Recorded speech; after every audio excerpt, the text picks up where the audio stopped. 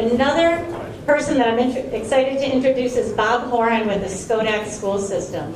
And he is such an awesome example of taking a rock that you didn't think you could change and putting innovation around it and coming up with a great way to help entrepreneurs, to help the tech community, and to help the school system. Really exciting. So I hope you go into a little background.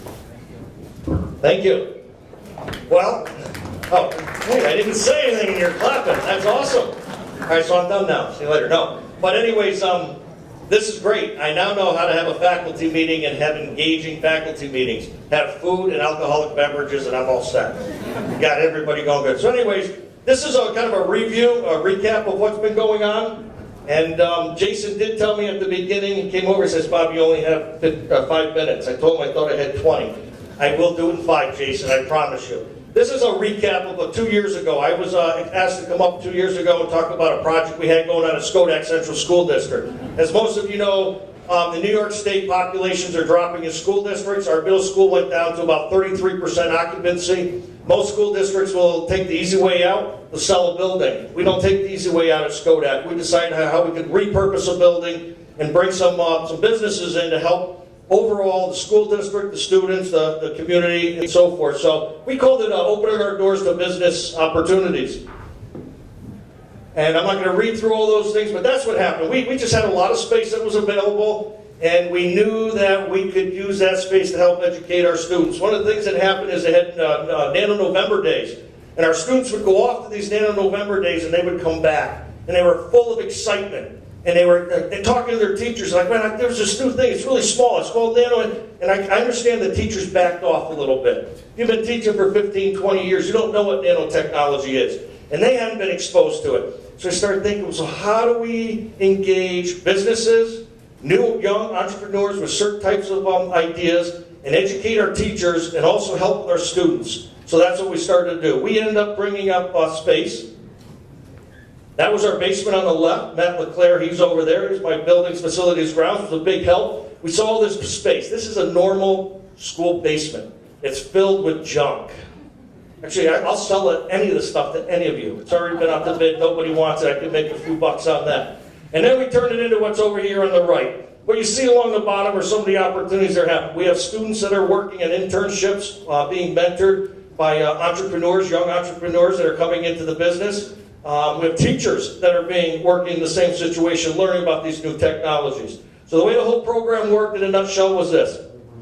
Young entrepreneurs, you have no money. Okay? I know that, you know that. So what we do is we work on a program where you can take up space. You can have access to our basement. You can have access to our internet, our heat, whatever we have, old furniture. And in exchange for that space, you provide opportunities for students to teach them about your new technologies. You provide professional development to my teachers so they know about that new technology. They can work it into their curriculum. That's the short term. Midterm, you really like what you're doing. You become successful. I'm going to start talking faster so I can get within the 5 minutes. You become successful. You like the community. You like the students. You like the teachers. You take your money, you invest it in a property inside the community. You don't have to do that, but we hope you really like being in rent. So I'm tired of people leaving this area.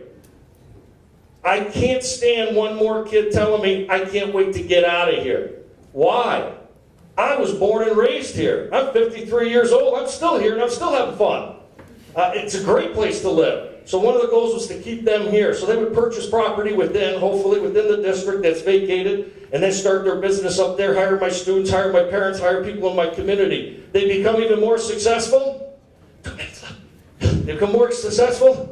Then what they do is they get bought out, or they're going to say, hey, where did I start? I started in that basement down there at Schodack. Let me tell you what, I'm going to help you out, Schodack Central School District. I'm going to give you a little bit of money for your educational foundation so somebody can start this process all over again. That's our basement? Isn't it lovely? It's not pretty. I'm going to tell you right now, if you're somebody who wants to start off with, it's not pretty, but it gets the job done. We have part of the agreement, that's Brent Solera, he's from Microorganics. You participate, you read to students, and you talk. The reading has to do with your business.